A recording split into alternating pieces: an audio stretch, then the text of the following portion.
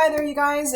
Thanks so much for joining me on this little learning journey, and really appreciating you being here with me. So I'm just going to give you a quick little heads up on what we're going to be doing, and then can't wait to see you live on Monday when we get into this in more detail.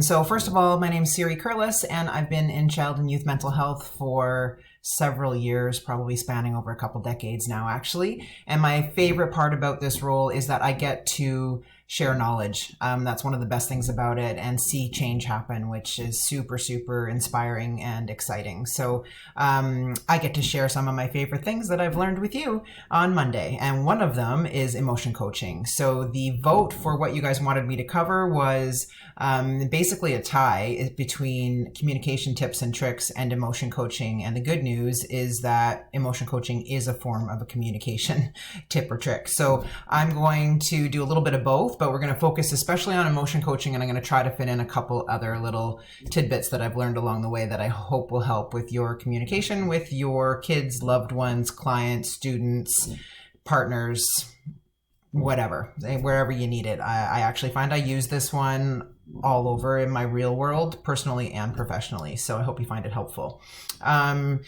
I'll give you a little example. You can see in the background here, I have included a cheat sheet on emotion coaching. So we're essentially putting the horse before the cart right now, where I'm going to give you the punchline and give you a chance to kind of get your head around it a little bit. And then we're going to work on it in more detail when we talk on Monday.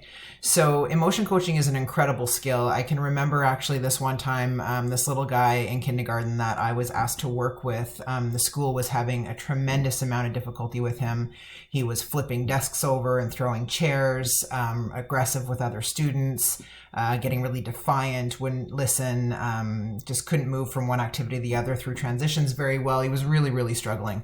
And so the school asked for some help. He had a one-on-one EA that was assigned to him, and I show up for about my fourth or so session with him at the school, and he's hiding under the slide in the playground, and he's like dug himself into the snow. So this is in Pemberton, people. So it was cold. So Pemberton gets cold, but this was one of those like crazy cold days. It was like almost -20, like super cold. And his EA is out there freezing her little tail off, not sure what to do. So, and it's like 20 minutes, recess has already been passed, and he's still out there. So I walk up to her and I'm like, what's going on?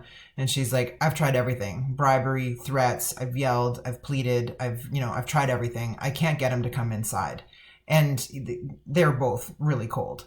So I walk up to him and I'm like, hey, Johnny, what's going on? And within a couple minutes, I swing into a motion coaching role, and he's up with me and we're walking inside. And the teacher, or the EA, is like jaw down, like, oh my gosh, what just happened? What was that? And so she's waiting for me at the end of our session when I come back out and say goodbye to Johnny. And she's like, you got to tell me how you did that.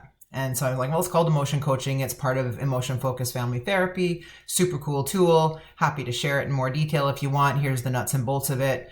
And I had to go. I had another appointment to go to. So I leave, and I get a call from her principal the next day, and she says, I don't know what this emotion coaching stuff is, but can you please come and teach it to us?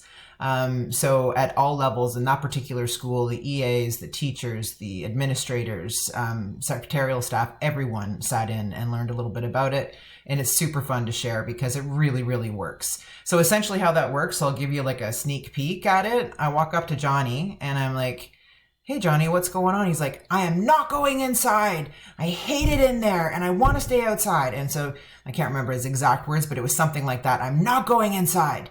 And I was like, wow, I can tell you really don't want to go inside. Like, you want to stay out here. And he's kind of like looking at me with his big cold eyeballs. And I said, well, that makes sense to me because I remember you saying that you really love playing outside. Like, this is where you love to be when you come to school. You can't wait for recess. It's your favorite time of day.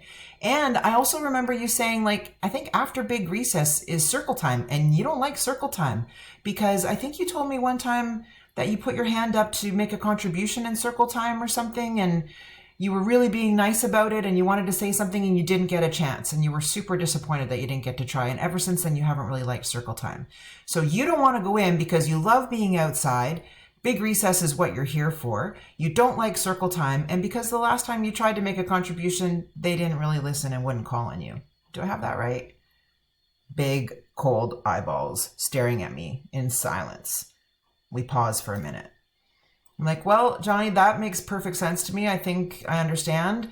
But here's the thing, you know, I'm here to get a chance to hang out with you for a little bit, and I don't have a ton of time, and I was really excited to share some stuff with you, and I cannot stay out here. It is too cold for me. So I'm going to come inside, and I hope that you'll come in with me so I can tell you a little bit about what I came to share with you. What do you say? You want to come in? He gets up out of the snow. We walk in together. Poor EA is standing there with her jaw on the floor. And there we have it. That was emotion coaching in a nutshell. So I'm going to break that down a little bit more when we get together, but I would love for you guys to give it a try if you can over the weekend.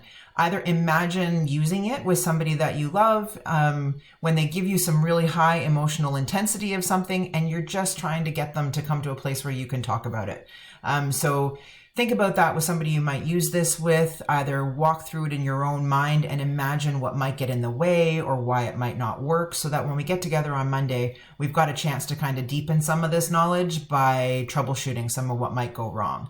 If you get really brave and you want to try it, I've broken this down into steps. So read through the cheat sheet, see what you think, and I can't wait to see you on Monday and we'll get into it. Bye for now.